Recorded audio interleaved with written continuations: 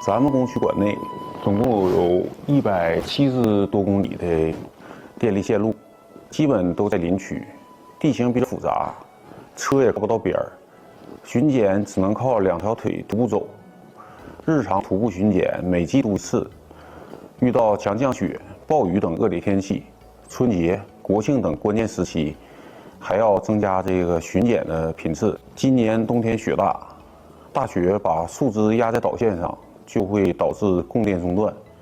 所以每场降雪后，我们要进行巡检，及时处理各类问题，确保设备正常运行。供电设备一旦中断，将影响行车信号设备，会影响旅客列车和货物运输的安全。过年了，我们的新年愿望也没啥，就是家人都平平安安的，设备都好好的。